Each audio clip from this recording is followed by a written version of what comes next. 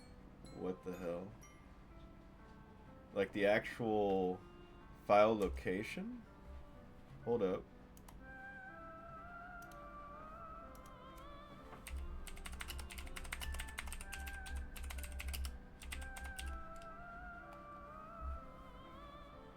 Okay.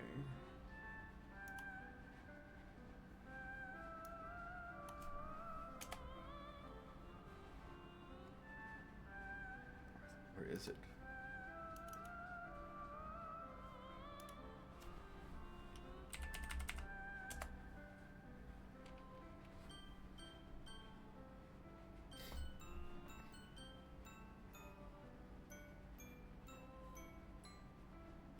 I know a better way to find it.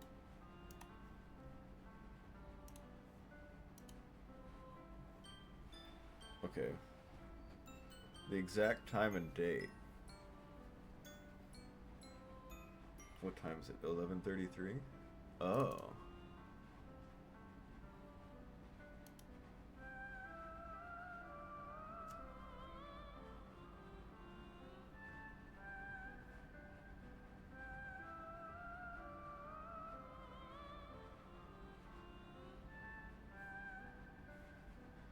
Okay, there is. Happy thoughts.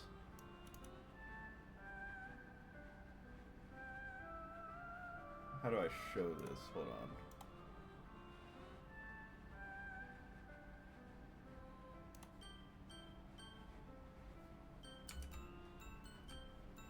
What is this? Just a PNG?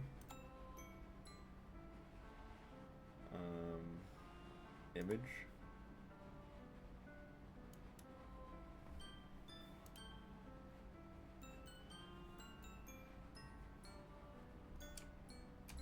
There should be words in it.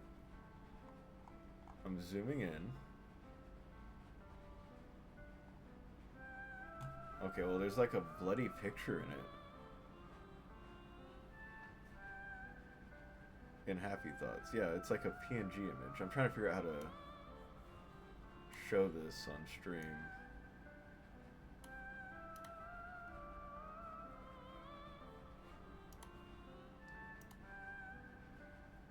Source. Add source. Display graph. Add existing.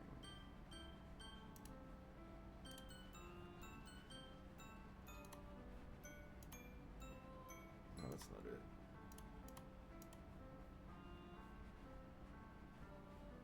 Drag it.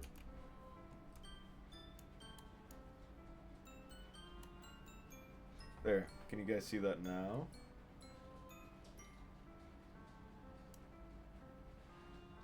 Give the stream a second to catch up. Yeah, you guys can see it now. This is what I'm seeing. I don't see words.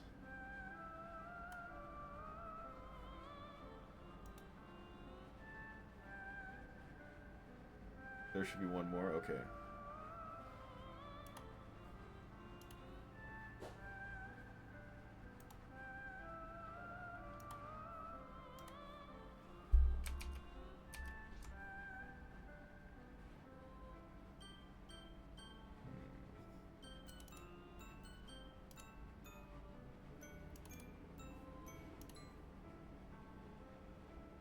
I don't see anything.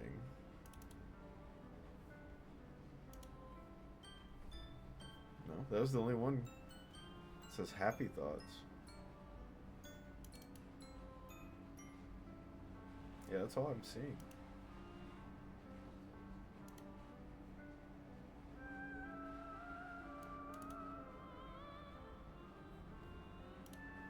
That's it. That's all I've got.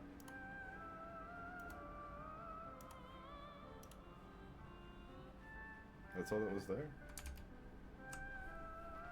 All files.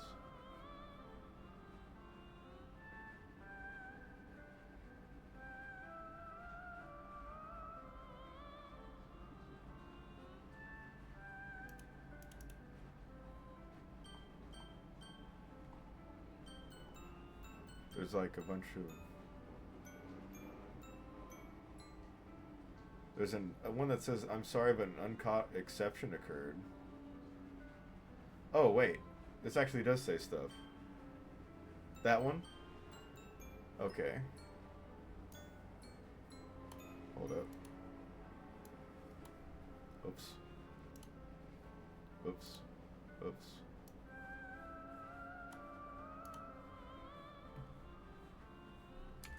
I'll get it. I gotta find out what I just did with it. Alright, so... add source.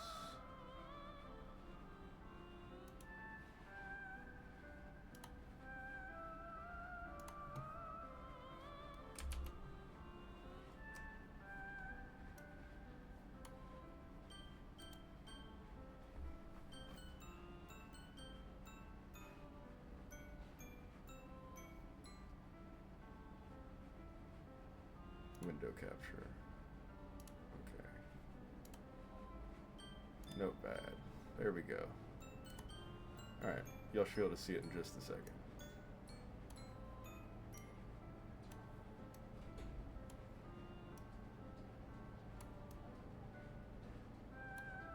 So this one right here, right? Alright.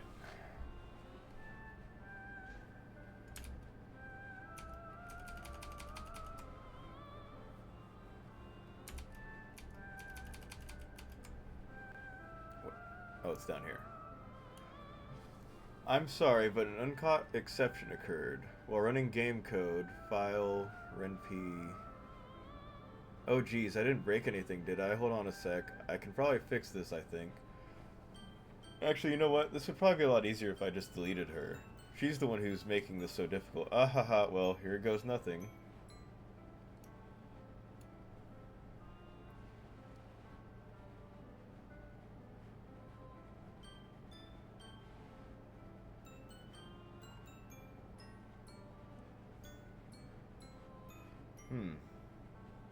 So, is that Monica deleting Sayori?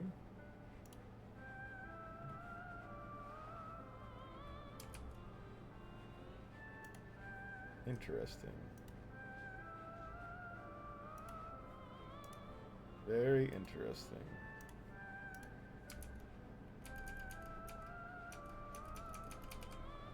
Okay, what the hell? What the hell? That's the thing you wanted to show me? Yeah, that's interesting for sure. Is this a nightmare? It has to be. This isn't real. There's no way this can be real. Sayori wouldn't do this. Everything was normal up until a few days ago. That's why I can't believe what my eyes are showing me. I suppressed the urge to vomit. Is he gonna open his eyes and she's just gonna be gone? Just yesterday. Delicious Summit Cola, not sponsored, just a fan. I told Sayori I would be there for her. I told her I know what's best and that everything will be okay. Then why? Why would she do this? How could I be so helpless? What did I do wrong? Confessing to her. I shouldn't have confessed to her. Well, womp womp. That's not what Sayori needed at all. She even told me how painful it is for others to care about her. Then why did I confess to her and make her feel even worse? Shit. Why was I so selfish? This is my fault. My swarming thoughts keep telling me everything I could have done to prevent this. If I just spent more time with her, walked her to school, and remained friends with her like it always has been, then I could have prevented this. I know I could have prevented this. Screw the literature club. Screw the festival. I just lost my best friend. Someone I grew up with. She's gone forever now. Nothing I can do can bring her back. This isn't some game where I can reset and try something different. I had only one chance and I wasn't careful enough, and now I'll carry this guilt with me until I die. Nothing in my life is worth more than hers, but I still couldn't do what she needed from me. And now, I can never take it back. Never. Never. You lied. Never, never, never. end.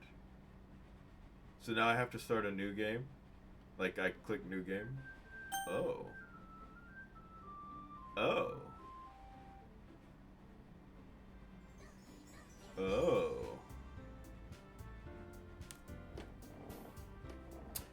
Interesting.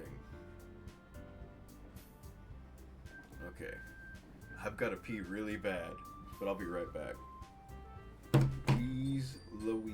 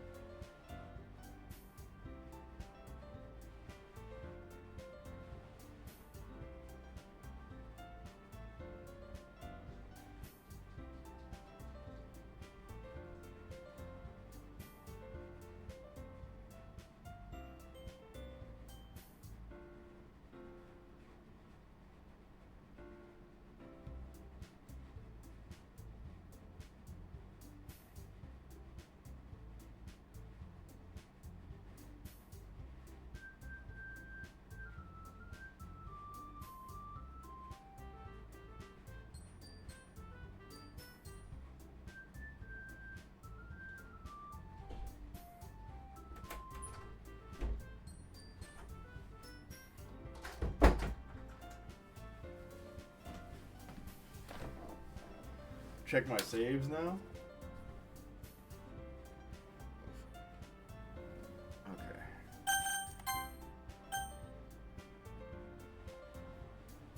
What about him?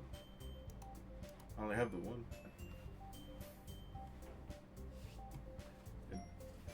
Okay. Alright. New game plus.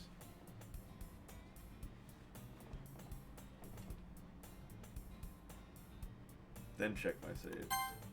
Oh, they're gone. Interesting.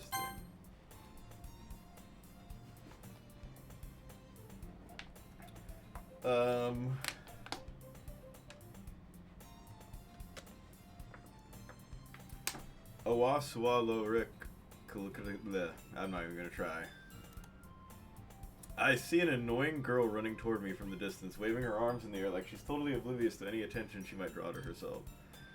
That girl is Dishu Oreo, my neighbor and good friend since we were children.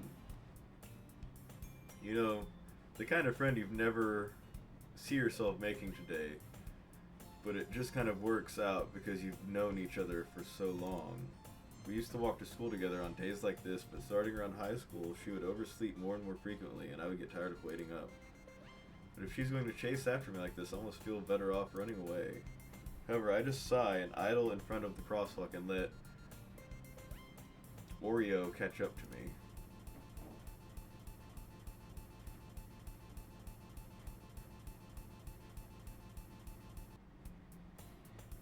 It's an ordinary school day like any other. Mornings are usually the worst, being surrounded by couples and friend groups walking to school together. Meanwhile, I've always walked to school alone. I always tell myself it's about time I meet some girls or something like that. But I have no motivation to join any clubs. I'm perfectly content just getting by on the average while spending my free time on games and anime. There's always the anime club, but it's not like there would be any girls in it anyway.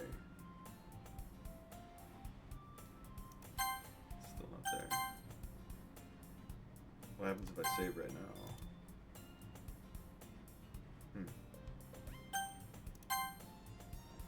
The school day is as ordinary as any ever, and it's over before I know it. After I pack up my things, I stare blankly at the wall, looking for an ounce of motivation. Clubs. There really aren't any that interest me. Besides, most of them would probably be way too demanding for me to want to deal with. I guess I have no choice but to start with the anime club. Davernite? Monica? Oh my goodness, I totally didn't expect to see you here.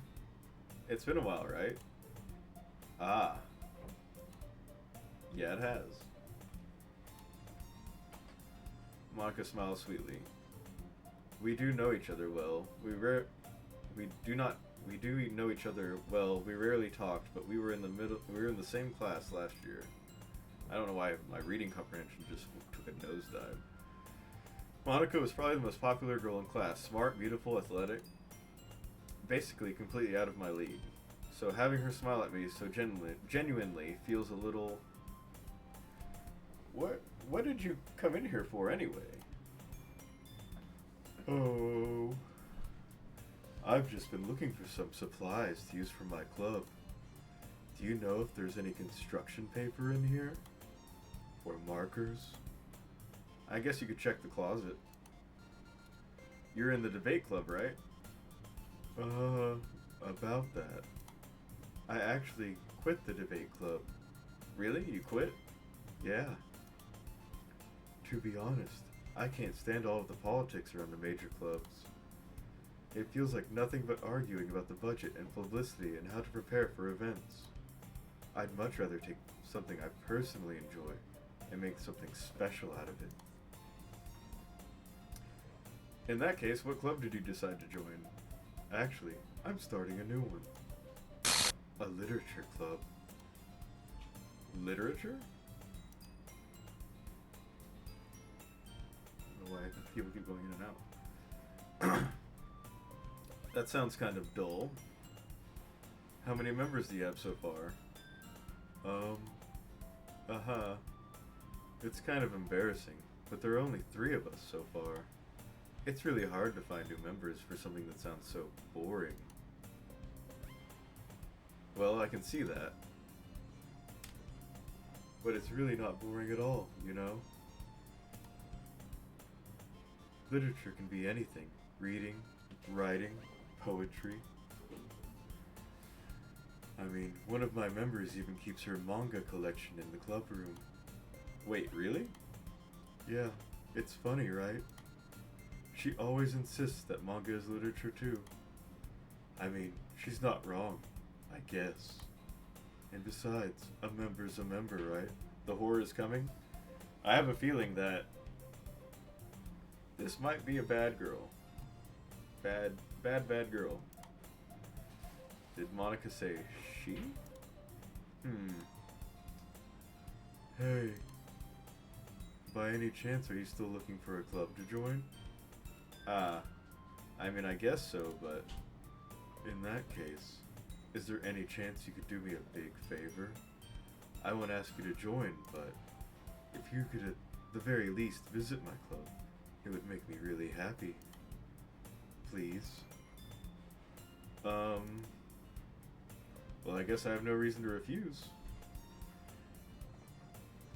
I wonder if the premise of this game is going to be like, you know, when you first start the game, it's going to be hinted at that, like, it was a full, like, there's a lot of people in the club and she's just been deleting them one after the other. Besides, how could I ever refuse someone like Monica? My guy. Sure, I guess I could check it out. Ah, awesome. You're really sweet. You know that? It's nothing, really. Shall we go, then? I'll look for the materials another time. You're more important. And thus today marks the day I sold my soul to Monica and her irresistible smile. I timidly follow Monica across the school and upstairs, a section of the school I rarely visit, being generally used for third-year classes and activities. Monica, full of energy, swings open the classroom door. I'm back. And I brought a guest with me. That was so fast I didn't even see what it was.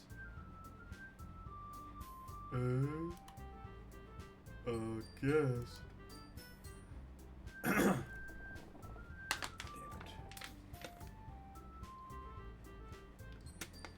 it. Seriously? You brought a boy? Way to kill the atmosphere! Don't be mean, Natsuki. But anyway, welcome to the club, Tabernacle. All words escape me in this situation. This club is full of incredibly cute girls. So let me guess. You're Monica's boyfriend, right? What? No, I'm not. Natsuki. The girl with the sour attitude, whose name is apparently Natsuki, is the one I don't recognize. Why is her voice like that? Because I am not a professional voice actor. Because I was going for Jiggle Billy from Aqua Teen Hunger Force, if you ever watched that. It's high pitch. It's, I thought it was kind of funny. And I apologize to your eardrums ahead of time.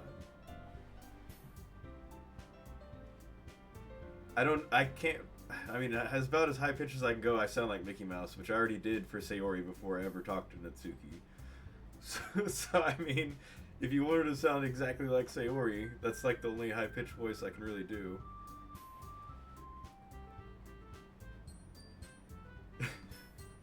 Bye. Her small figure makes me think she's probably a first year. Anyway, this is Natsuki, energetic as usual. And this is Yuri, the vice president. It's nice to meet you. Yuri, who appears comparably more mature and timid, seems to have a hard time keeping up with someone like Natsuki. Yeah, it's nice to meet both of you. So I ran into Davernak in a classroom, and he decided to come check out this club. Isn't that great? Wait, Monica? Didn't I tell you to let me know in advance before you brought anyone new? I was going to, well, you know. Sorry. I didn't forget that, but I just happened to run into him. In that case, I should at least make some tea, right? Yeah, that would be great. Why don't you come sit down next to me? The girls have a few desks arranged to form a table. Yuri walks to the corner of the room and opens the closet. Meanwhile, Monica and Natsuki sit across from each other. Still feeling awkward, I take a seat next to Monica. So, I know you didn't really plan on coming here, but we'll make sure you feel right at home, okay?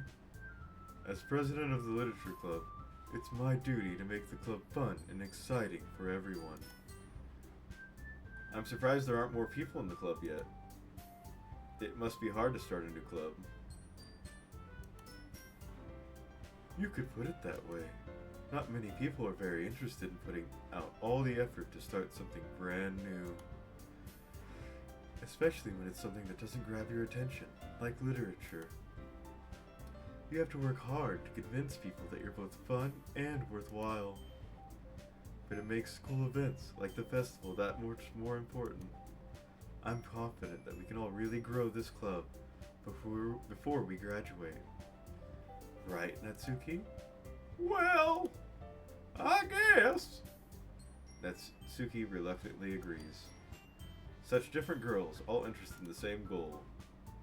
Monica must have worked really hard to find these two.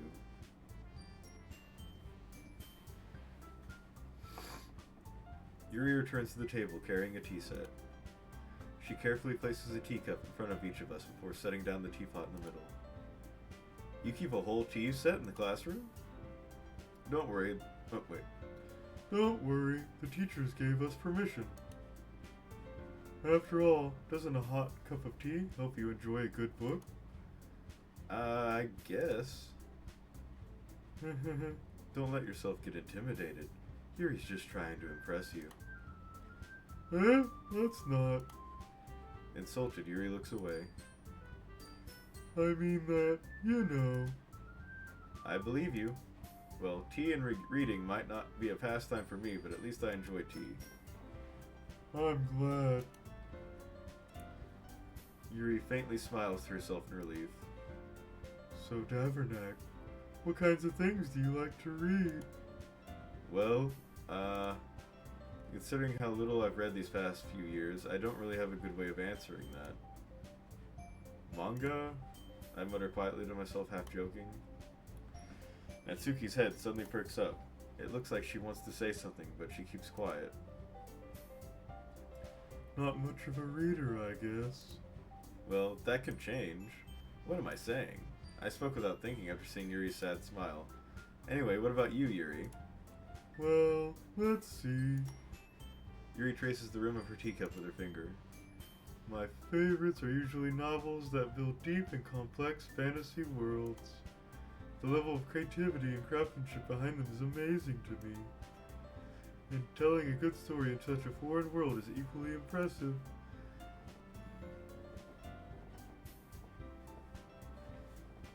Yuri goes on, clearly passionate about her reading. She seems so reserved and timid since the moment I walked in.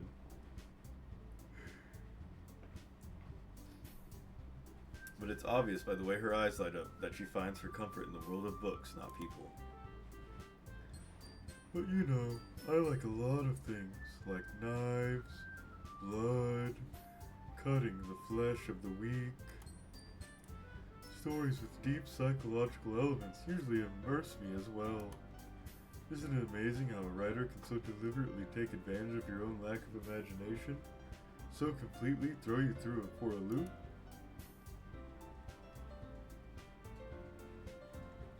Anyway, I've been reading a lot of horror lately. And I read a horror book once. I desperately grasp something I can relate to at a minimal level. At this rate, Yuri might as well be having a conversation with a rock. I'd expect that from you, Yuri. It suits your personality. Oh, is that so? Really, if a story makes me think, or takes me to another world, then I can't really put it down. Surreal horror is often very successful at changing the way you look at the world, if only for a brief moment. Ugh! I hate horror! Oh? Why's that? Well, I just... Natsuki's eyes dart over to me for a split second. Never mind!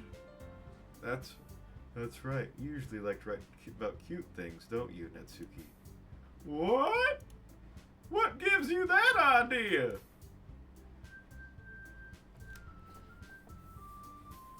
You left a piece of scrap paper behind last club meeting. Ugh. Excuse me. It looks like you were working on a poem called... Don't say it out loud! And give me that back! Fine. Natsuki, you write your own poems? Well, I guess sometimes. Why do you care? I think that's impressive. Why don't you share them sometime? No! Natsuki averts her eyes. You wouldn't like them? Not a very competent writer yet. I understand how Natsuki feels. Sharing that level of writing takes more than just confidence. The truest form of writing is writing to oneself. You must be willing to open up to your readers, exposing your vulnerabilities and showing even the deepest reaches of your heart. Do you have writing experience too, Yuri? Maybe if you share some of your work, you can set an example and help Natsuki feel comfortable enough to share hers. I guess it's the same for Yuri. Well, we all sit in silence for a moment. Hey, I just got an idea. How about this? Okay. Why am I yawning?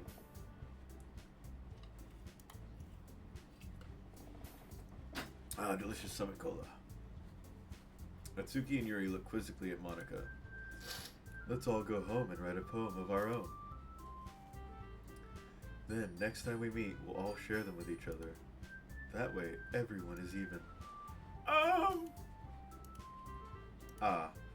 I'm mean, I thought it was a good idea. Well, I think you're right, Monica. We should probably start finding activities for all of us to participate in together. I did decide to take on responsibility of the vice president, after all. I need to do my best to nurture the club as well as its members.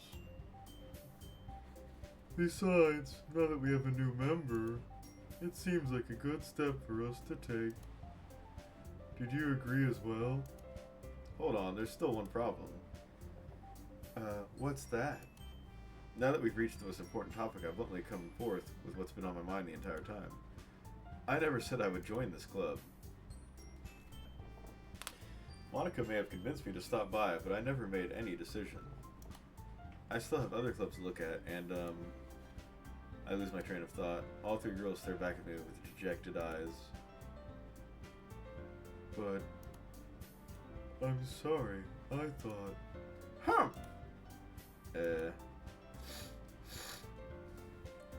The girls exchange glances before Monica turns back to me.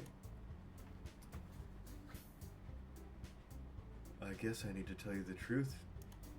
The thing is, we don't have enough members to form an official club. We need 4. And I've been trying really, really hard to find new members. And if we don't find one before the festival, I'm defenseless against these girls. How am I supposed to make a clear-headed decision when it's like this? I'd feel terrible for letting everyone down in this situation, and besides, the club itself seems pretty relaxed. So if writing poems is the price I need to pay in order to spend every day with these beautiful girls... Right. Okay, I've decided then. I'll join the literature club. One by one, the girls' eyes light up. Oh my goodness, really? Do you really mean that? Yeah. It could be fun, right? You really did scare me for a moment. I mean, if you really just left after all this, I would be super pissed. Tabernacle, I'm so happy. We can become an official club now. Thank you so much for this. You're really amazing. I'll do everything I can to give you a great time, okay? Thanks, I guess. Okay, everyone. I think with that, we can officially end today's meeting on a good note. Everyone remember tonight's assignment. Write a poem to bring to the next meeting so we can all share. Monica looks over at me once. I look forward to seeing how you express yourself. Yeah. Can I really impress the class star Monica with my mediocre writing skills? I already feel the anxiety welling up inside me. Meanwhile, the girls continue to chit-chat as Yuri cleans up the tea set. I guess I'll be on my way then. okay. I'll see you tomorrow then. I can't wait. With that, I depart the club room and make my way home.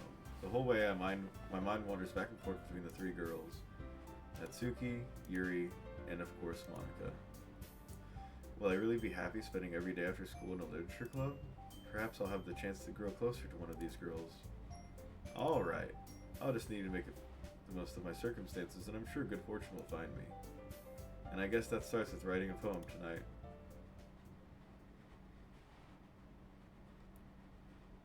I've unlocked a special poem. Would I like to read it? Yeah. Whoa.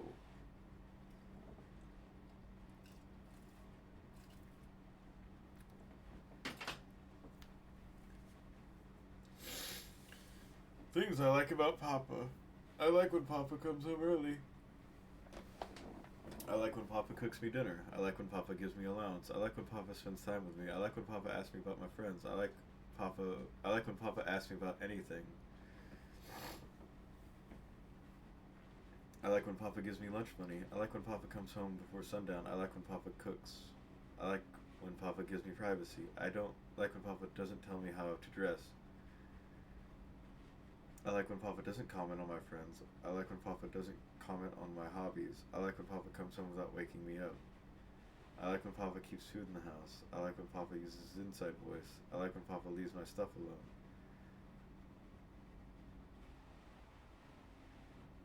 I like when Papa accidentally drops coins in the couch. I like when Papa's too tired to notice me. I like when Papa's too tired for anything. I like when Papa is too tired for anything.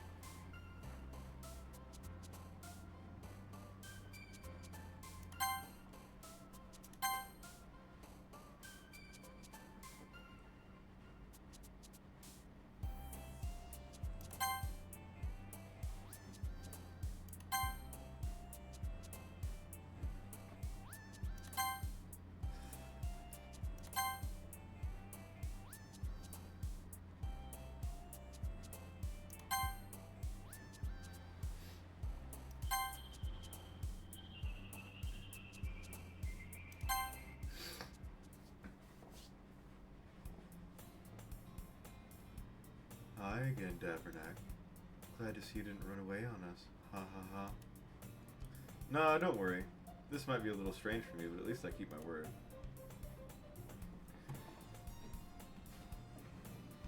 Excuse me. Well, I'm back at the literature club. I was the last to come in, so everyone else is already hanging out. Her face did a thing. Thanks for keeping your promise. I hope this isn't too overwhelming of a commitment for you. Making you dive headfirst into literature when you're not accustomed to it.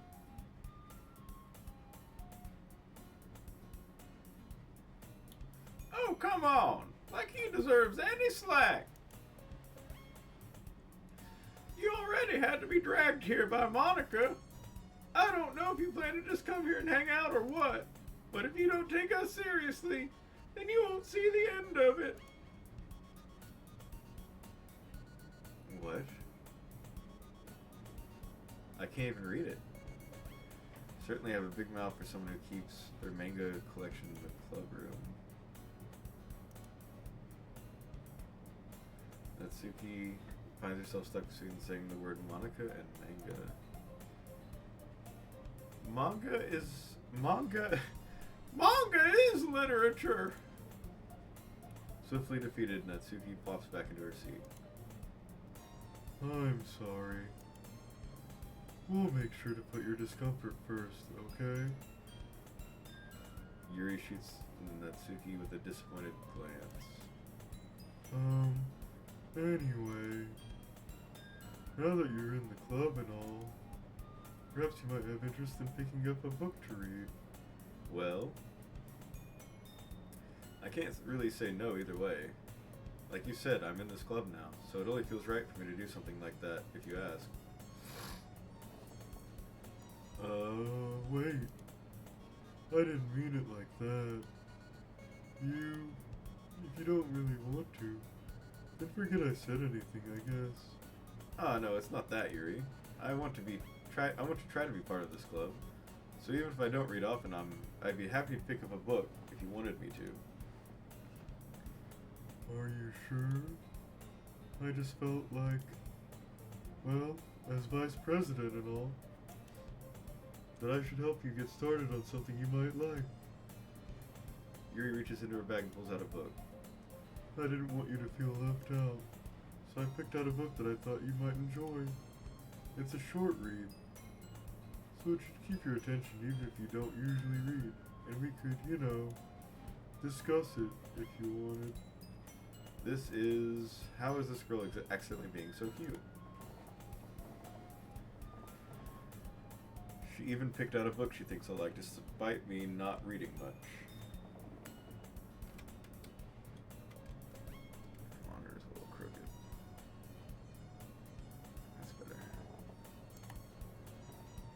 Yuri, thank you. I'll definitely read this. I enthusiastically take the book. Well, you can read it at your own pace. I look forward to hearing what you think.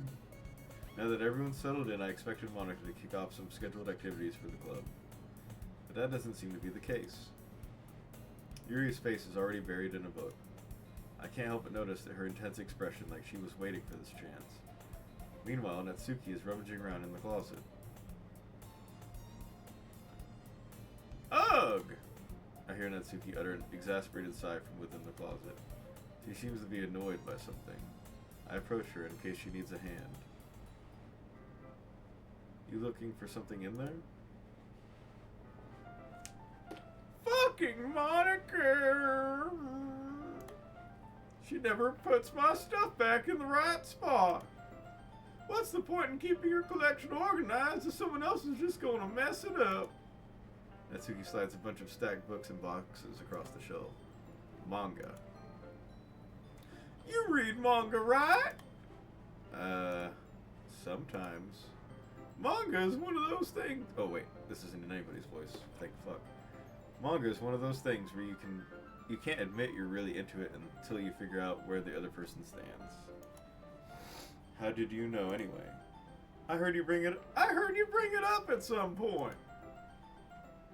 Besides, it's kind of written on your face. What's that supposed to mean? I see. There's a lone volume of manga amidst a stack of various books on the side of one of the shelves. Curious, I pull it out of the stack. There it is!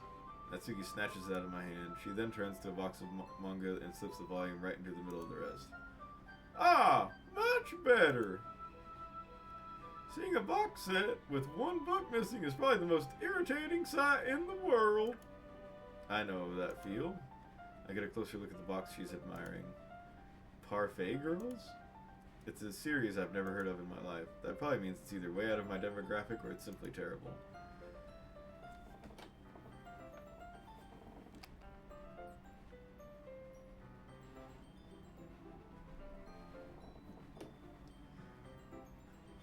If you're gonna judge, you can go do it through the glass on that door.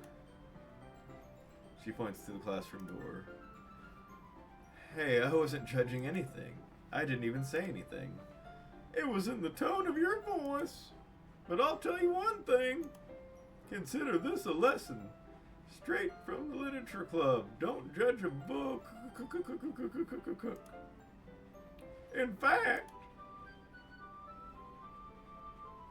Natsuki pulls out the first volume of Parfait Girls from the box. I'm gonna show you exactly why. She shoves the book into my hands. Ah. I stare at the cover. It features 4 girls in colorful attire striking animated feminine poses. It's exceedingly... Mo? What is Mo? Don't just stand there. Natsuki grabs my arm and pulls me out of the closet. She then takes a seat against the wall beneath the windowsills. She pats on the ground next to her, signaling for me to sit there. Wouldn't chairs be more comfortable? I take my seat. Chairs wouldn't work. We can't read at the same time like that. Why's that? I guess it is easier to be close together like this. Don't just say that. You'll make me feel weird about it. Natsuki crosses her arms and scooches an inch away from me. Sorry? I didn't exactly expect to be sitting this close to her either. Not that I can say it's a particularly bad thing. I open the book.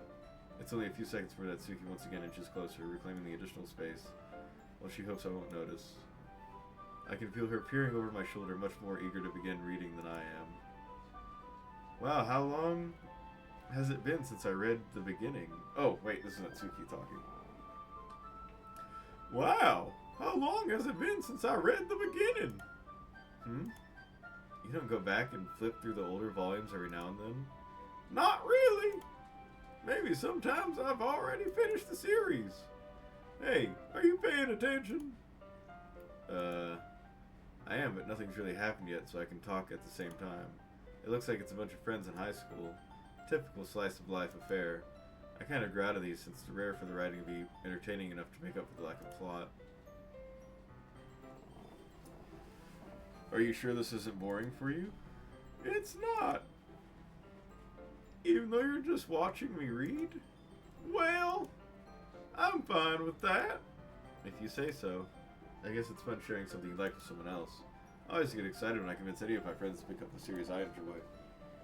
You know what I mean?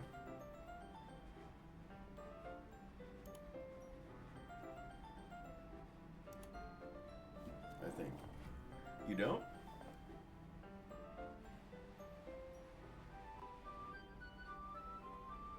Nothing scary happier right now. That's not... Well, I wouldn't really know. What do you mean? Don't you share your manga with your friends? She doesn't have any friends. Could you not rub it in? Jeez. Ah, sorry. I could ever get any friends to read this. They just think manga is for kids. I can't even bring it up without them being all like, you still haven't grown out of that yet? You know what? I'm going to change up the voice for Natsuki because it's hurting my throat, honestly. I'll just go back to Mickey Mouse. It just makes me want to punch them in the face. I know those kinds of people. Honestly, it takes a lot of effort to find friends who don't judge, less friends who are also into it. I'm already kind of a loser, so I guess I gravitated toward the other losers over time, but it's probably harder for someone like you. Yeah, that's pretty accurate. Ho-ho. Wait, which part? I mean, I feel like I can't even keep it in my own room. My dad would beat the shit out of me if he ever found this. Was the Papa poem hers? At least it's safe here in the club room. Santa Monica's kind of a jerk about it. Ugh, I just can't win, can I? Well, it paid off in the end, didn't it? Oh, that's me. Well, it paid off in the end, didn't it? I mean, here I am reading it. Well, it's not like that solves any of my problems. Maybe. But at least you're enjoying yourself, right? So? Uh-huh. Jeez, that's enough. Are you gonna keep reading or what? Yeah. I flipped the page.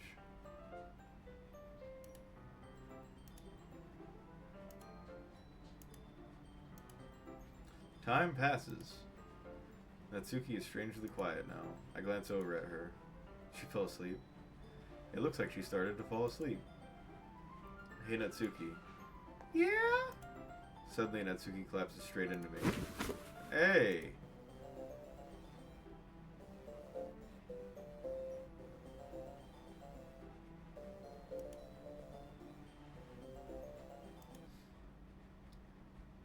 Oh, geez.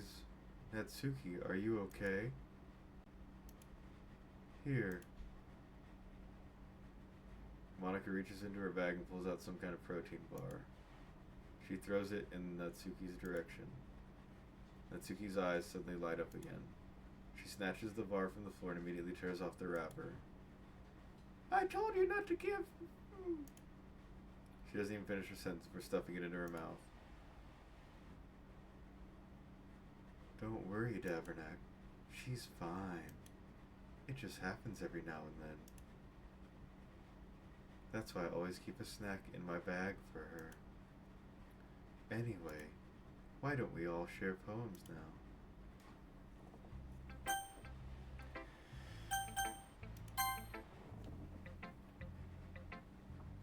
Yeah, I think it's a good call. It's probably only fair that I share mine with her first.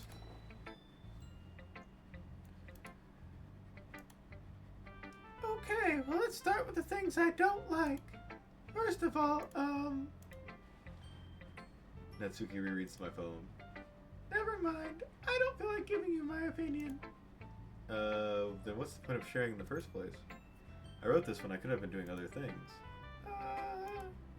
In fact, I remember how I said I wanted to read your poems.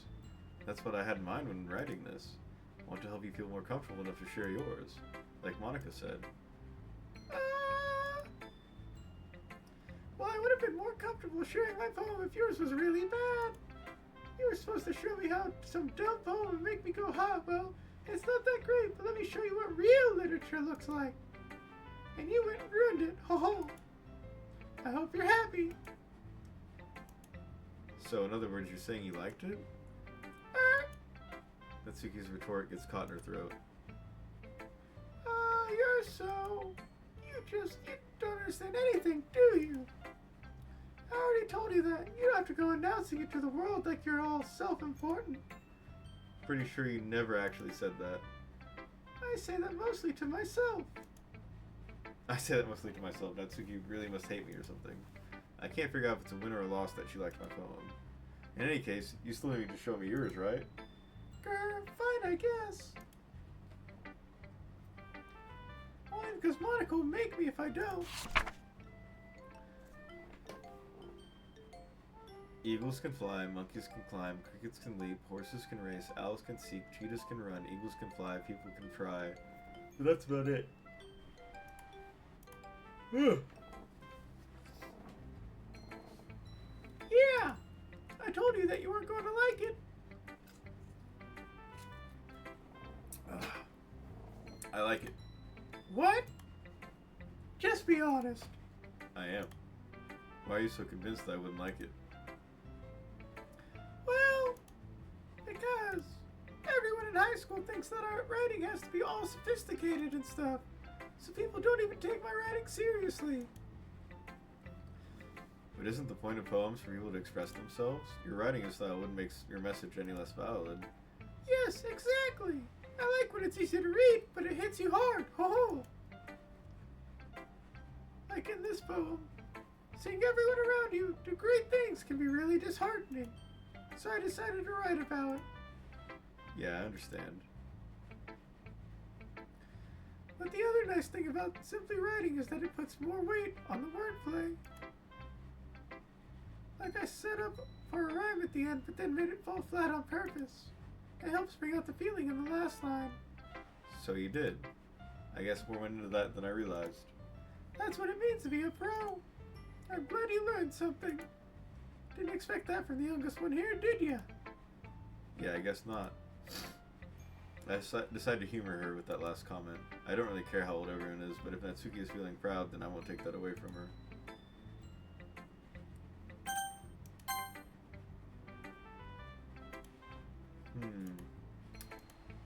Yuri stares at the poem. A minute passes, more than enough time for her to finish reading. Oh, sorry. I forgot to start speaking. It's fine, don't force yourself. I'm not. I just need to put my thoughts into words. Hold on. Okay? This is your first time writing a poem, right? Yeah. Why do you ask? I'm just making sure. I guessed that it might be after reading through it. Ah, so it's that bad? No. Did I just raise my voice? I'm so sorry. Yuri buries her face in her hands. I couldn't help but notice that it's been several minutes and we really haven't gotten anywhere. It might take Yuri a while to get used to new people. It's fine, I really didn't notice. What were you saying?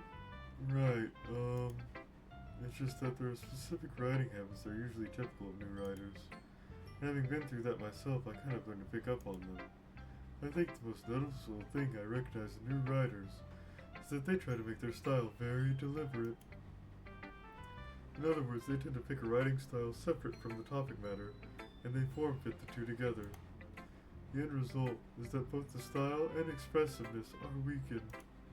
Once Yuri finds her train of thought, it's as if her demeanor totally changes. Her stammering is completely gone and she sounds like an expert. Of course, that's not something you can be blamed for. There are so many different skills and techniques that go into writing even a simple poem. Not just finding them and building them, but getting them to work together is probably the most challenging part.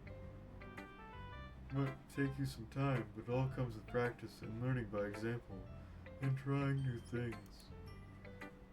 I also hope that everyone else in the club gives you valuable feedback. Natsuki can be a little biased though. Biased how? Well, Never mind.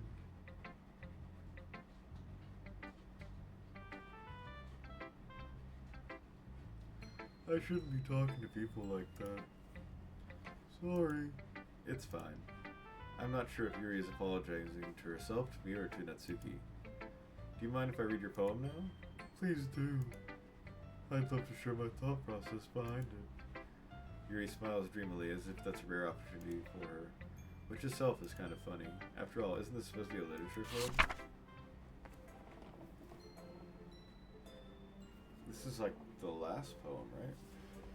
Ghost under the light. The tendrils of my hair illuminate beneath the amber glow, bathing. It must be this one. The last remaining streetlight to have withstood the test of time. The last yet to be replaced by the sickening blue-green hue of the future. I bathe, calm, breathing air of the pleasant but living in the past. The light flickers, I flicker back. Very interesting. I'm sorry. I have such terrible handwriting. What? I wasn't thinking that at all. But it took you a long time to read. Well, I just don't read script very often. I actually think your handwriting is pretty. That's a relief. Also, I like the poem. Even though it's short, it was really descriptive. It wasn't too short. I usually write longer poems. Not at all. I'm really glad you like it. I'll be honest, since it's our first time sharing, I wanted to write something a little more mild. Something easy to digest, I suppose. Are you into ghosts, Yuri? Actually, the story isn't about a ghost at all. Really? I must have totally missed the point. Well, I suppose you did only glance over it after all. But remember that poets often express their own thoughts, feelings, and experiences in their work. They usually do more than tell a simple story or paint a picture. In this case, perhaps the subject of the poem is only being symbolically compared to a ghost, lingering in her last remaining place of comfort, unable to let go of the past, and soon to be left with nothing. That's a lot more solemn putting it that way. I hadn't even thought of that. That's impressive. It's nothing, really. What makes me happy that you think that? Just remember that it won't be long before you pick up on these things too.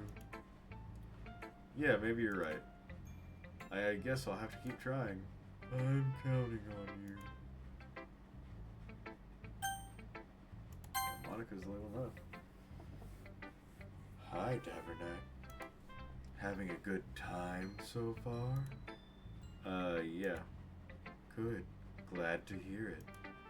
By the way, since you're new and everything, if you ever have any suggestions for the club, like new activities or things we can do better, I'm always listening. Don't be afraid to bring things up, okay? Alright, I'll keep that in mind. Of course I'll be afraid to bring things up. I'm much better off just going with the flow until I'm more settled in. Anyway, want to share your poem with me? It's kind of embarrassing, but I guess I have to. Don't worry. We're all a little embarrassed today, you know. But it's that sort of barrier that we'll all learn to get past soon. Yeah, that's true. I hand Monica my poem. I like it. Really? It's a lot cuter than I expected.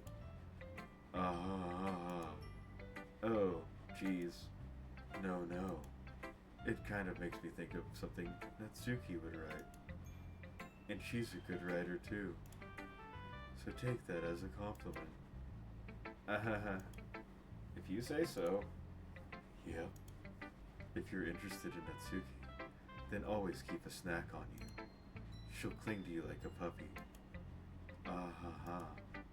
Natsuki's dad doesn't give her lunch money, or leave her any food in the house, so she's in a fussy mood pretty often. But sometimes, she just loses all of her strength and shuts down. Like earlier. This is just a guess, but I think she's so small, because her malnutrition is interfering with her adolescent growth. But hey, Some guys are into petite girls too, you know?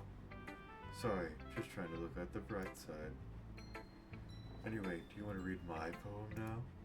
Don't worry, I'm not very good. You sound pretty confident for someone who claims to be not very good.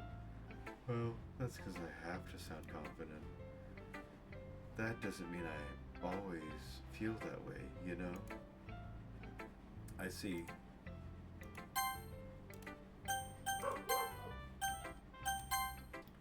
Well, let's read it then.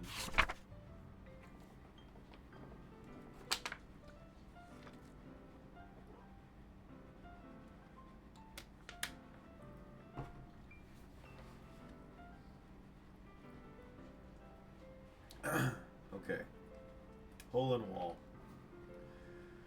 But he wasn't looking at me. Confused, I frantically glanced at my surroundings, but my burned eyes could no longer see color. Are there any others in this room? Are they talking, or are they simply poems on flat sheets of paper that sound frantic, scrawling, playing tricks on my ears? The room begins to crinkle, closing in on me. The air I breathe dissipates before it reaches my lungs. I panic.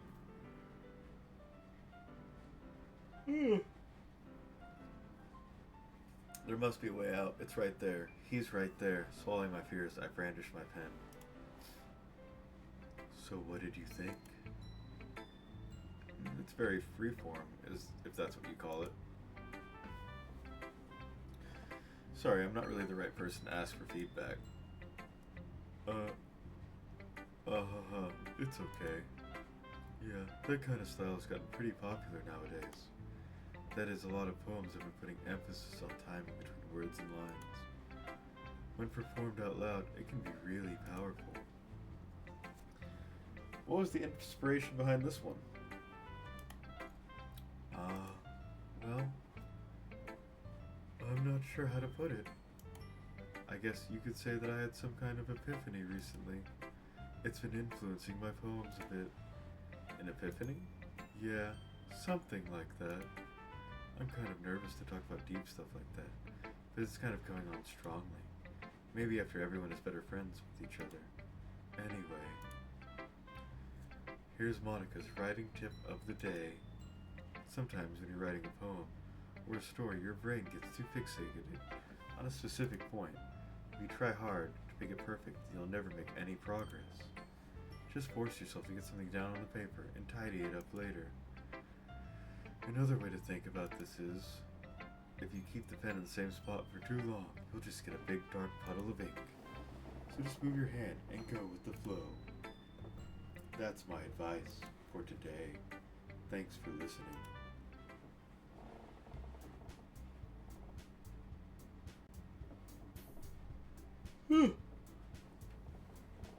Phew. I guess that's everyone. I glance around the room. That was a little more stressful than I anticipated. It's as if everyone is judging me for my mediocre writing abilities. Even if they're just being nice, there's no way my poems can stand up to theirs. This is a literature club, after all. I sigh. I guess that's what I ended up getting myself into. Across the room, Monica is writing something in her notebook. My eyes land on Yuri and Natsuki. They gingerly exchange sheets of paper, sharing their respective poems. As they read in tandem, I watch each of their expressions change. Natsuki's eyebrows furrow in frustration. Meanwhile, Yuri smiles sadly. What's with this language? Did you say something? Oh, it's nothing. Natsuki decisively returns the poem to the desk with one hand. I guess you could say it's fancy. Thanks. Yours is cute. Cute? Did you completely miss the symbolism or something? It's clearly about the feeling of giving up. How can that be cute? I know that. I just meant the language, I guess. I was trying to say something nice.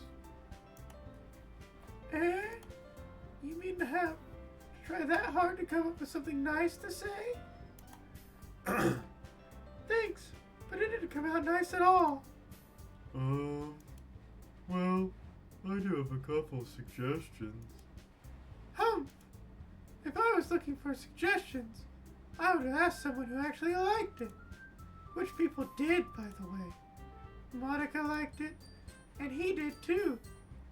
So based on that, I'll gladly give you suggestions of my own. First of all, Excuse me? I appreciate the offer, but I've spent a long time establishing my writing style. I don't expect it to change anytime soon, unless of course I come across something particularly inspiring, which I haven't yet.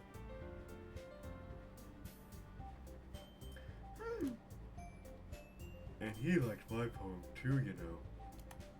He even told me he was impressed by it. Natsuki suddenly stands up. Oh? I didn't realize you were so invested in trying to impress our new member, Yuri. That's not what you're just... Yuri stands up as well. Oh, great. Oh, here's some jumping jacks or something. Maybe you're just jealous that he appreciates my advice more than he appreciated yours. Huh? How do you know you just appreciate my advice more? Are you that full of yourself? No. If I was full of myself, I would deliberately go out of my way to make everything I do overly cutesy. You! Well, you know what? I was the only one whose boobs... I wasn't the one whose boobs magically grew a size bigger as soon as Tabernacle started showing up. Natsuki. Natsuki, that's a little... This doesn't involve you!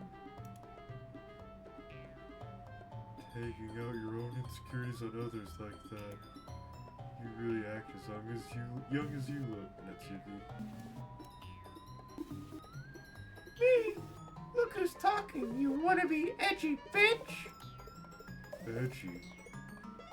Sorry that my lifestyle is too much for someone of your mental age to comprehend. See? Just saying that proves my point. Most people learn to get over themselves after they graduate middle school, you know. If you want to prove anything, then stop harassing others with your sickening attitude. You think you can counterbalance your toxic personality just by dressing and acting cute? The only cute thing about you is how hard you try.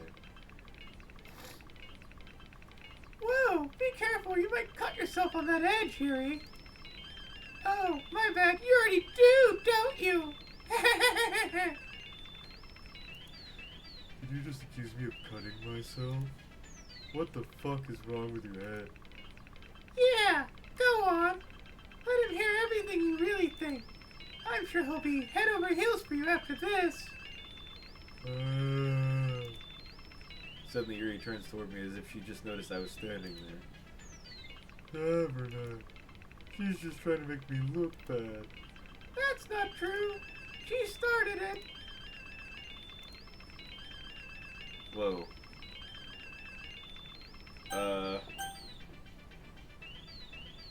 I don't even know what I'm choosing.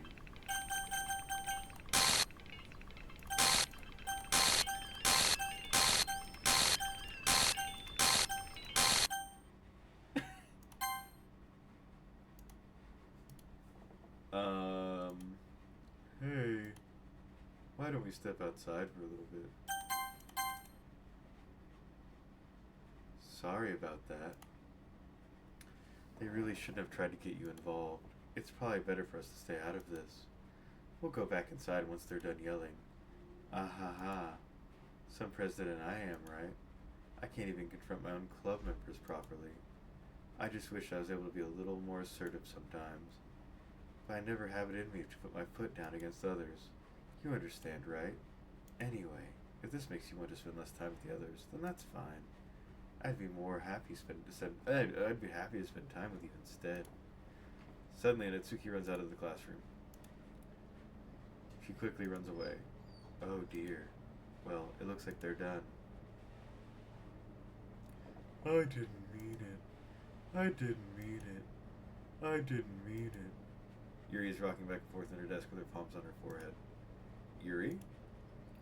I didn't mean it. I believe you. I have no idea what Yuri might have said to Natsuki, or did. Tabernacle, please don't hate me.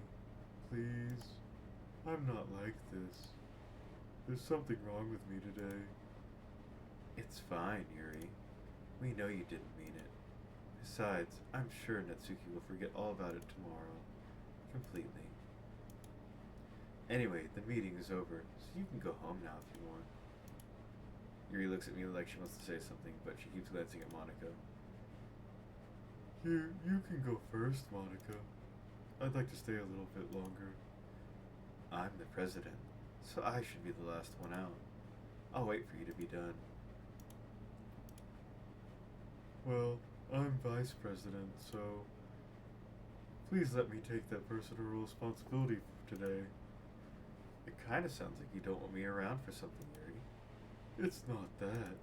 It's not that. I didn't get much of a chance to discuss my book with Tavernac. It would just be embarrassing with you listening. Sigh. I guess I don't really have a choice, do I? I'm sorry for causing trouble, but I really appreciate you.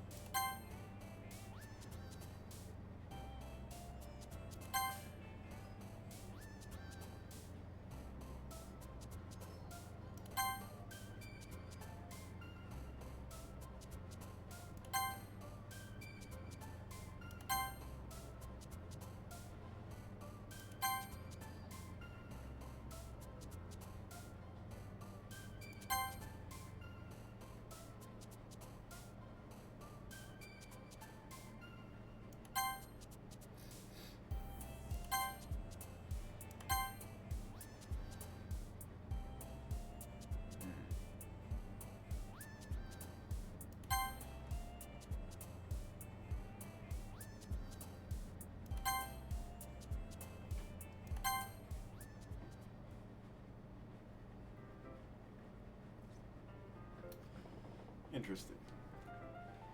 Another day passes and it's time for the club meeting already.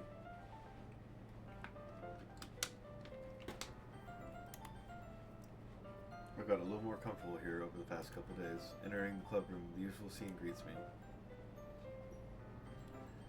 Welcome back, Tavernac. Hi Yuri. I'm not sure if it's me or if it's Yuri's expression, but the weight of yesterday's quarrel still hangs in the air a little. Yuri glances over her shoulder looking around the room. Natsuki is reading manga at her desk, and surprisingly, Monica isn't here yet. Suddenly, Yuri takes my arm and pulls me to the corner of the room. Excuse me. About yesterday, I really need to apologize. Nothing like that has ever happened before.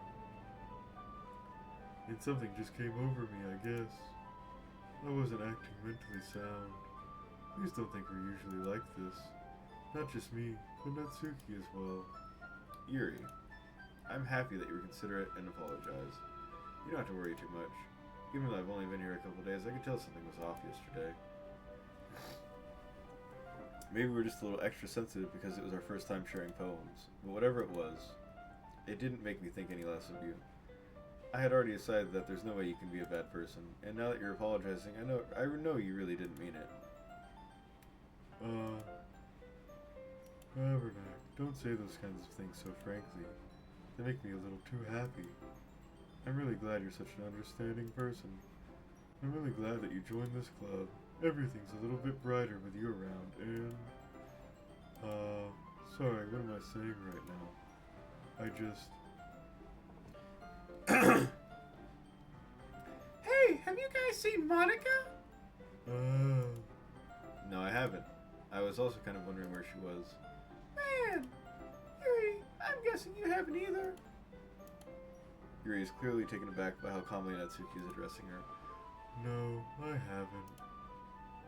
Geez, this isn't like her at all. I know it's stupid, but I can't help but worry a little bit. What? Why are you looking at me like that? Natsuki, about yesterday. I just wanted to apologize. I promise I didn't mean any of the things I said. And I'll do my best to stay under control from now on. So... Yuri, what the heck are you talking about? Did you do something yesterday? Eh? Jeez. Whatever's on your mind, I'm sure it was nothing. I don't even remember anything bad happening. You're the kind of person who worries too much about the little things, aren't you? But... I'll accept your apology anyway, if it helps you feel better about it. Besides, it's kind of nice to hear this since I was always afraid you secretly hated me or something like that. Hee hee hee. No, not at all. I don't hate you. Ha ha ha. Well, you're kind of weird, but I don't hate you either. Natsuki turns to me. You're still on trial, though. Hey. Suddenly, The door swings open. Sorry. I'm super sorry. Ah, there you are. I didn't mean to be late. I hope you guys weren't worried or anything. Nah. Well, Natsuki was. I was not. Ha. What took you so long anyway? Well, my last period today was study hall. To be honest, I kind of just lost track of time. That makes no sense, though. You would have had to hear the bell. Had to have heard the bell at least. I must not have heard it since I was practicing piano. Piano? I wasn't aware you played music as well, Monica. Don't give me more credit than I deserve. I guess I've been practicing for a while, but I'm still not really good yet. Still, that must require a lot of dedication. So I'm still impressed. Well, thanks, Yuri. You should play something for us sometime. That's... Monica looks at me. Well, I'm working on writing a song, but it's not quite done yet. Maybe once I get a little bit better, I will. That sounds cool. I look forward to it. Is that so? In that case, I won't let you down. Monica smiles sweetly. I didn't mean any pressure or anything like that. Don't worry. I was hoping that I could share it with you anyway. I guess that's why I've been practicing so much recently. I see. I'm not sure if Monica was referring to the whole club or just me. In that case, best of luck. Thanks. So I didn't miss anything, did I? No, not really. I chose not to bring up anything about the three of us talked about. Besides, Natsuki has already run off into the closet. Never, Nag. Since your compliments put me in a good mood, I was wondering if you'd like to spend some more time together today. I mean, in the club. I suppose so. I don't think I could say no to you after you gave me that book to me. Well, I guess I need to make sure Natsuki isn't waiting for me. After we finished reading yesterday, She's fine. She's reading over there, see? Don't think about her so much. She's used to being ignored. Come on, we're going over there. What's the story about anyway? Well, I look at the cover of the book. The book is titled The Portrait of Markov. There's an ominous-looking eye symbol on the front cover. Basically, it's about the religious camp that was turned into a human experiment prison. And the people trapped there have this trait that turns them into killing machines that lust for blood. But the facility gets even worse, and they start selectively breeding people by cutting off their limbs and affixing them to... Oh, that might be a little bit of a spoiler. But anyway, I'm really into it. The book, I mean. Not the thing about the limbs. That's kind of dark, isn't it? You made it sound like it was going to be a nice story, so that dark turn came from nowhere. Are you not a fan of that sort of thing? No, it's not that. I mean, I could definitely enjoy those kinds of stories, so don't worry. I hope so. Yeah, I totally forgot that Yuri is into those things. She's so shy and reclusive on the outside, but her mind seems to be completely different. It's just that this kind of story, It's the kind that challenges you to look at life from a strange new perspective. When horrible things happen, not just because someone wants to be evil, but because the world is full of horrible people, and we're all worthless anyway. Then suddenly, I'm rambling, aren't I? Not again. I'm sorry. Hey, don't apologize. I haven't lost interest or anything. Well, I guess it's alright then. But I feel like I should let you know that I have this problem. When I let things like books and writing fill my thoughts, I kind of forget to pay attention to other people. So I'm sorry if I end up saying something strange. And please stop me if I start talking too much. I really don't think you need to worry. That just means you're passionate about reading. The least I can do is listen. It's a literature club after all.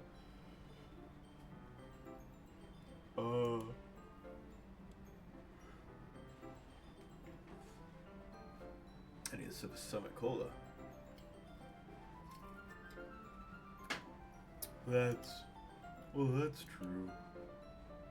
In fact, I might as well get started reading it, right?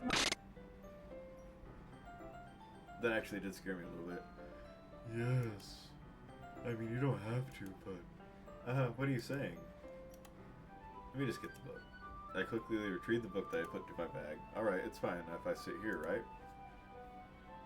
I slip into the seat next to Yuri's. Yeah. Are you sure? You seem a little bit apprehensive. I'm sorry. It's not that I don't want you to. It's just something I'm not very used to. That is, reading in company with someone. I see. Well, just tell me if I end up distracting you or anything. Alright. I open the book and start the prologue. I soon understand what Yuri means about the reading in company. It's as if I can feel her presence over my shoulder as I read. It's not a particularly bad thing. Maybe a little distracting, but the feeling is somewhat comforting. Yuri is in the corner of my eye. I realize that she's not actually looking at her own book. I glance over. It looks like she's reading from my book instead. Sorry. I was just bathing in the feeling... What? Yuri, you really do apologize a lot, don't you? I do? I don't really mean to. Sorry. I mean... Here, this should work, right? I slide my desk until it's up against Yuri's, then hold my book more between the two of them. I suppose so. Yuri timidly closes her own copy. Once we lean in a little bit, our shoulders are almost touching. It feels like my left arm is in the way, so instead I use my right hand to hold the book open. I guess that makes it kind of difficult to turn the page. Here. Yuri takes her left arm and holds the left side of the book between her thumb and forefinger. Ah! I do the same with my right arm on the right side of the book. That way, I turn a page and Yuri slides it under her thumb after it flips to her side.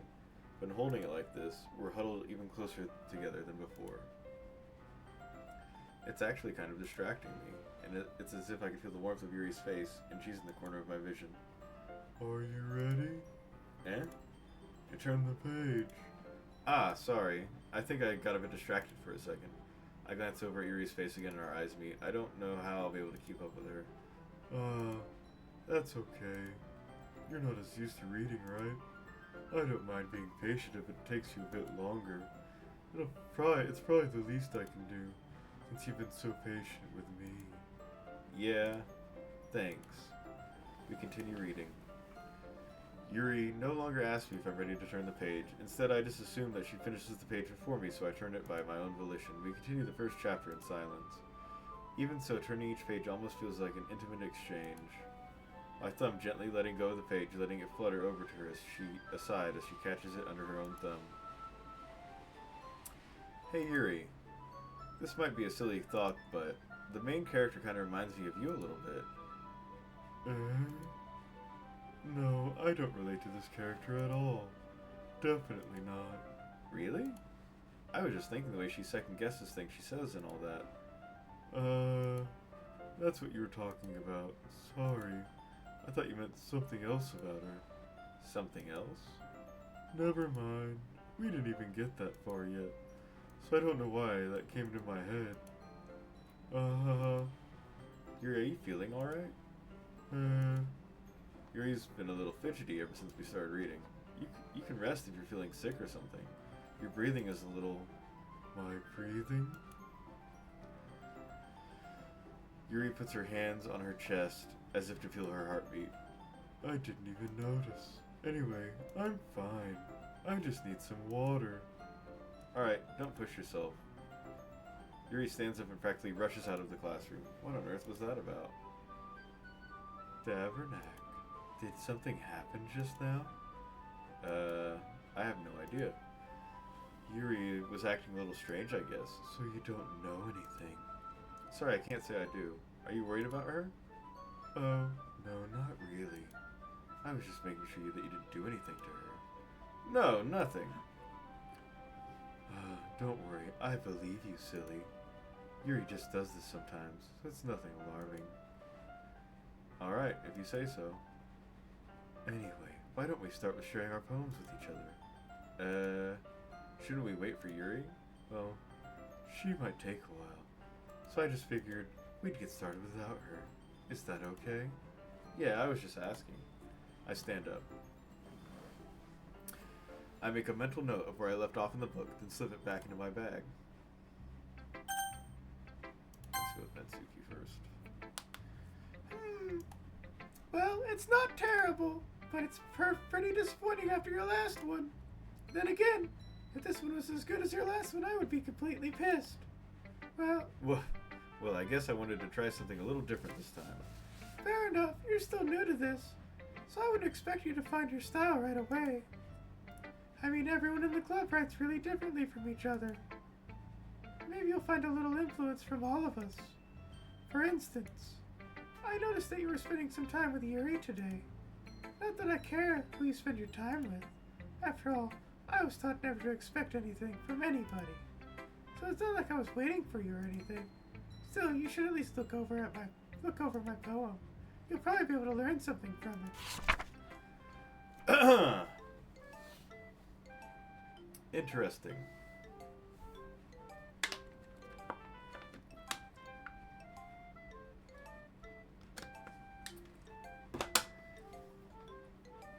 I used to write poems like this every day in class, just slapping my keyboard, pretending to look busy.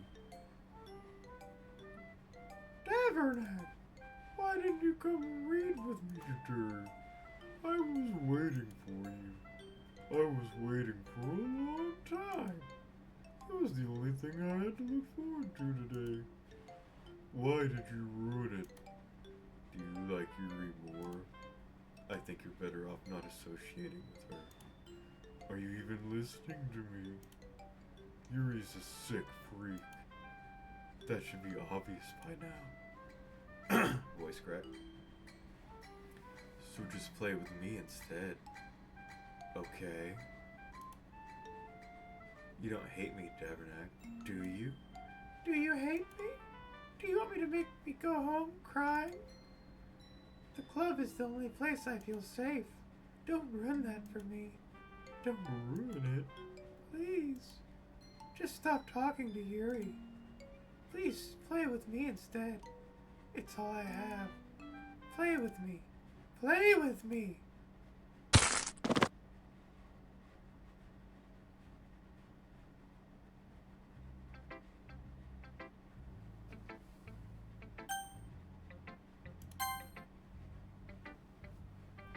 Hi again, Davernack. How's the writing going? Alright, I guess. I'll take that. As long as it's not going bad. I'm happy that you're applying yourself. Maybe soon you'll come up with a masterpiece. I wouldn't count on that. It's going pretty good, Sandy. It's starting to get spooky. You never know. Want to share what you wrote for today? Sure, here you go. I give my poem to Monica. Alright. Great job. I was going, oh, in my head while reading it. It's really metaphorical. I'm not sure why, but I didn't expect you to go for something so deep. I guess I underestimated you. It's easiest for me to keep everyone's expectations low. That way, it always counts when I put in some effort. That's not very fair. The voice change is funny. Yeah. Well, I guess it worked anyway. You know that Yuri likes this kind of writing, right? That's interesting considering every choice I picked was for Natsuki. Writing that's full of imagery and symbolism. Sometimes I feel like Yuri's mind is just totally detached from reality. I don't mean that like it's a bad thing though, but sometimes I get the impression that she's just totally given up on people. She spends so much time in her own head, it's probably a much more interesting place for her. That's why she gets so happy when you treat her with a lot of kindness. I don't think she's used to being indulged like that. She must be really starved for social interaction. So don't blame her for coming on a little strongly. Like earlier, I think if she gets too stimulated, she ends up withdrawing and looking for alone time. Suddenly the door opens. Yuri. I'm back. Did I miss anything? Not really. Well, we all started sharing our poems with each other. And? Already? I'm sorry for being late. No need to apologize. We still have plenty of time, so I'm glad that you took all the time you needed. Alright. Thanks, Monica. I suppose I should go get my poem now. But anyway, you want to read my poem now? I like the way this one turned out, so I hope you do too. Big sip. Wait, that's missing letters. Tiny sip because I'm out of water. But not out of options. Summit Cola. Delicious, not sponsored. Save me. The colors, they won't. Bright, beautiful colors. Flashing, expanding, piercing. Red, green, blue. An endless cacophony of meaningless noise. The noise, it won't stop. Violent. Grating. Waveforms? Squeaking? Screeching? Piercing.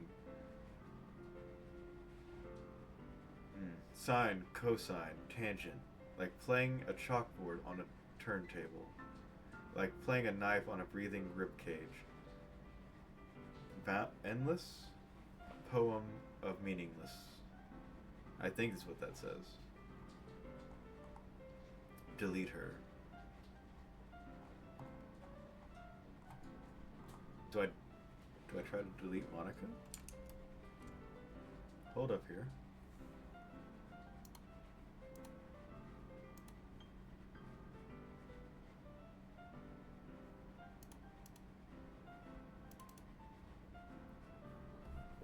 Uh-oh.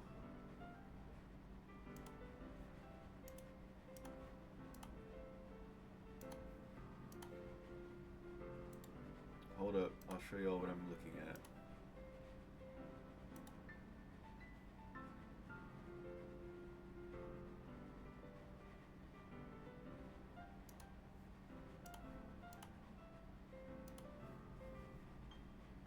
Alright, I'll give it a second to catch up.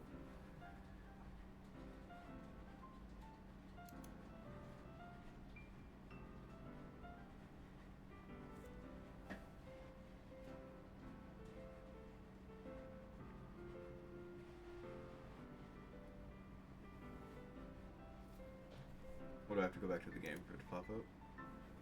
It says delete her. Did my stream freeze?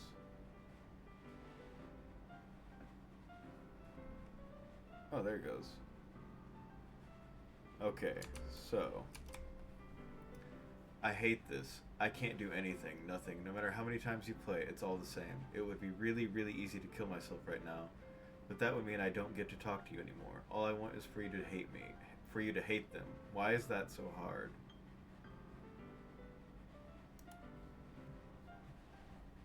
Let me check out the rest of the game files. Can you hear me?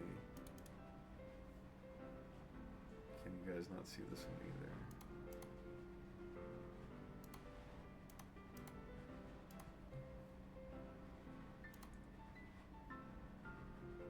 I'll wait for it to change before I read it.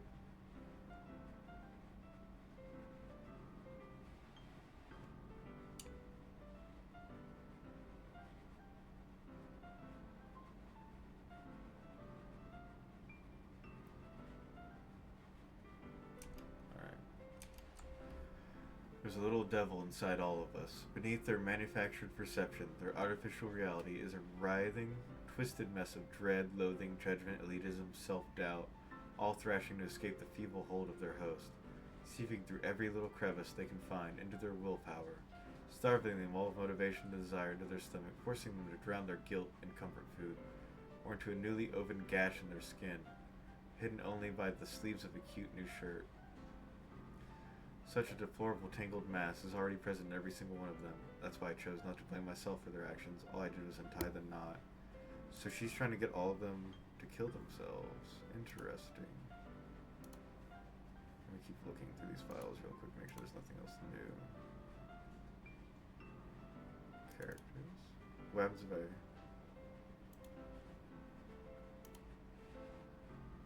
I deleted Monica from the files.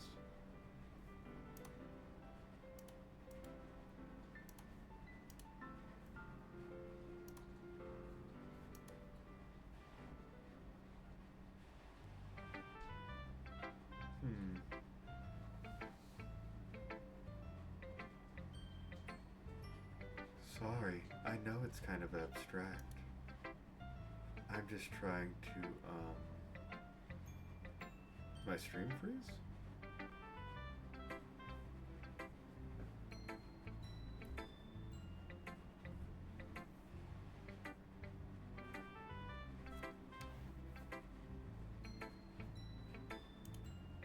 Well, never mind. There's no point in explaining. Anyway, here's Monica's writing tip of the day. Sometimes you'll find yourself facing a difficult decision. When that happens, don't forget to save your game.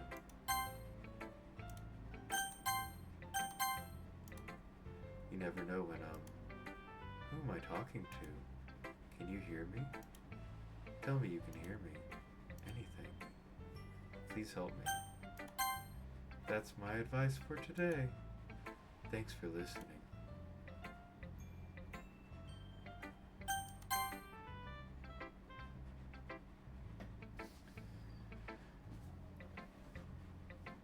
I've been waiting for this.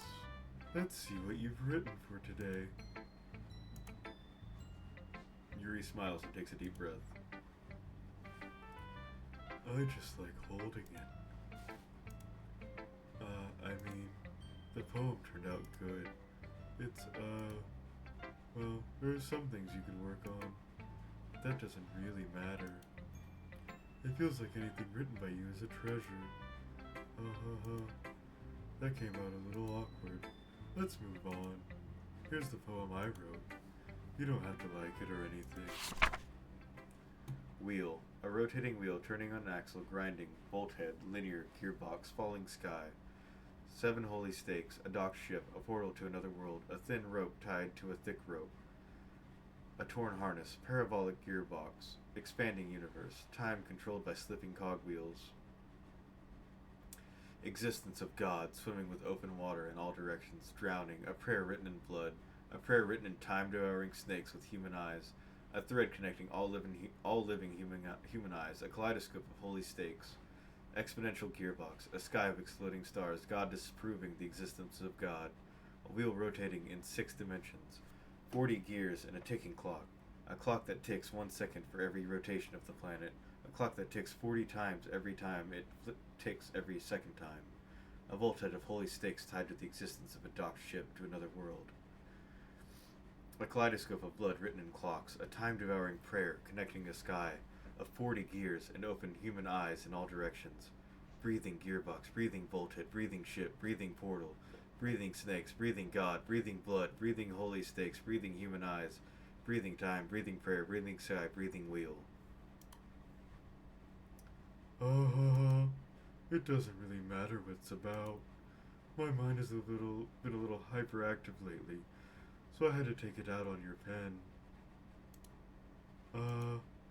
That is, a pen fell out of your backpack yesterday, so I took it home for safekeeping, and I just really like the way that it writes. So I wrote this poem with it, and now you're touching it. I'm okay. What did I just... Can we pretend this conversation never happened? You can keep the poem, though.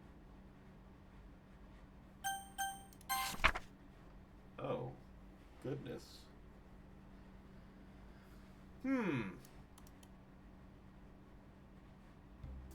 Okay, everyone. Whoa.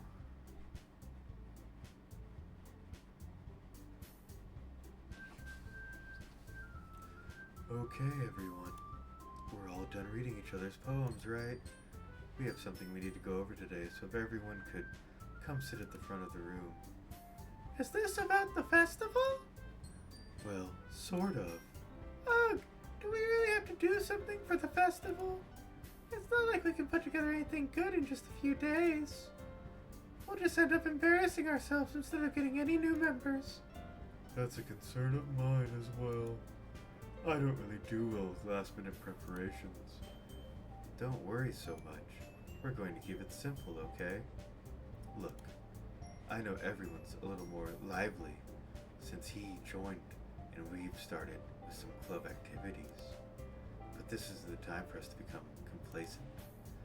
We still only have 4 members, and the festival's our only real chance to find more, you know? What's so great about getting new members anyway? We already have enough to be considered an official club. More members will just mean everything else gets noisier and more difficult to manage. Natsuki, I don't think you're looking at it the right way at all. Don't worry, don't you want to share your passion with as many people as you can? To inspire them? To find the same feelings that brought you here in the first place? The literature club should be a place where people can express themselves like they can't do anywhere else. It should be a place to intimate that you never want to leave. I know you feel that way. I know we all do. So that's why you should work hard to put something together for the festival, even if it's something small. Right? Oh, come on! You can't take advantage of him to agree with you just because he doesn't know how to say no to anything.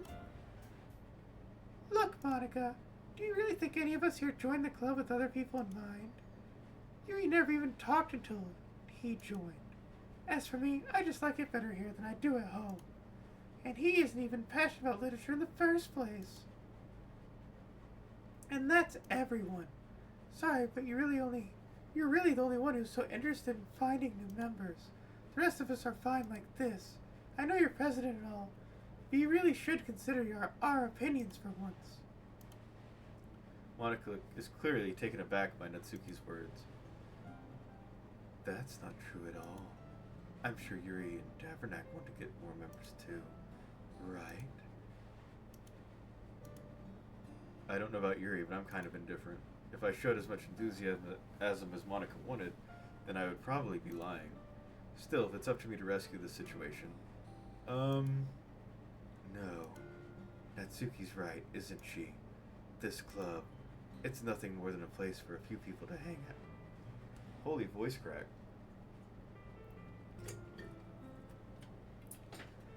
It's nothing more than for a place for a few people to hang out. Why did I think that everyone here saw it the same way as I did? That doesn't mean that we're against getting new members or anything. Why did you even join this club? What were you hoping to get out of it? Well, that's not really something I can be honest about, is it? In fact, if I remember, you weren't even given a choice not to join. Monica sits down and stares at her desk. What's the point of all this anyway? What if starting this club was a mistake? Now you've done it, Natsuki. What? Me? I just spoke my mind. Is it a crime to be honest? It's not about being honest. It's about word choice. Besides, you have no right to speak for everyone in the club like that. You don't understand at all. I just want a place that feels nice to hang out with a few friends. Is there a problem with the club being that for me? There aren't many other places like that for me. And now Monica wants to take it away from me. She's not taking anything away. No, Davernap. It's not the same. It won't be the same with the direction she wants to take it. If I wanted that, then I would just join any other stupid club. But this one, I mean, at least for a little bit of time, things were nice. Natsuki starts packing up her things. Oh, I read that in her voice. I'm going home. I feel like I don't belong here right now. Natsuki. Natsuki ignores Yuri and walks right out of the classroom. This is bad. I don't know what to do. Well, do you have an opinion on the festival? I don't know. I'm kind of indifferent, I guess. Who cares about the... Who cares about that obnoxious brat? I mean, I like how nice and quiet the club is right now, and I'm just happy with you here. But still, I'm the vice president. It's not right for me to ignore my responsibilities like that. nobody would cry if she killed herself. I should do my best to consider everyone's perspective and make the decision that's right for the club. Well, what about you? What do you want to get out of this club? Yuri repeats the same question as Monica. I decide giving an indirect answer is better than nothing. I think the most important thing is for everyone to get along, and for the club to provide something that you can't get anywhere else. I don't think it's about how many members, but rather the quality of each member. That's what will end up making the Literature Club a special place. I see. I really agree with you. Each member contributes their own qualities in a special way. She's bleeding from her eye. With each change in members, the identity of the club as a whole will change too. I don't think that's necessarily a bad thing. Stepping out of your comfort zone once in a while. So if you'd like to help Monica with the festival, then I'm on your side as well. Alright. Well, maybe we can all talk to Natsuki tomorrow. Yuri nods. Hey, Yuri. I know things were a little awkward yesterday, but I feel like you deserve to know that I still think you're a wonderful vice president, and also a wonderful friend. Monica. I want you to do everything I can to make this the best club ever. Okay? Me too. Yeah. Let's all go home for the day. Talk about the festival tomorrow. Okay. I look forward to it. Shall we go, Davernite? Please don't take this the wrong way, but I'm going to chat a little bit with Davernite before we leave, just to see what he thinks of his time here and all that. It's important to me as president. Yuri looks a little troubled, but she doesn't protest. Okay. I trust your judgment, Monica. In that case, I'll see the two of you tomorrow. See you tomorrow. Monica waves as Yuri exits the classroom. Phew. Things have been a little hectic lately, haven't they? I just wanted to make sure you're enjoying your time at this club. I would really hate to see you unhappy. I feel kind of like I'm responsible for that as president. And I really do care about you, you know. I feel like I need to check the files again.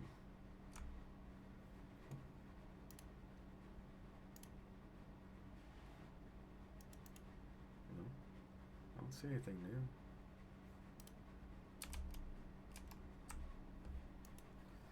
I don't like seeing the other girls give you a hard time. With how mean Natsuki is and everything. And Yuri being a little bit, you know. Sometimes it feels like you and I are the only real people here. You know what I mean? But it's weird. Because in all the time you've been here, we've hardly gotten to spend any time together. I guess it's technically only been a couple of days. Sorry, I didn't mean to say something weird. There are just some things I've been hoping to talk about with you. Things I know only you could understand, so that's why. Wait, not yet. No, stop. Alright, I feel like that's a good stopping point for today. Yeah, definitely getting a little bit more horror vibes from it now. Well, I'll see y'all in the next one. Peace out.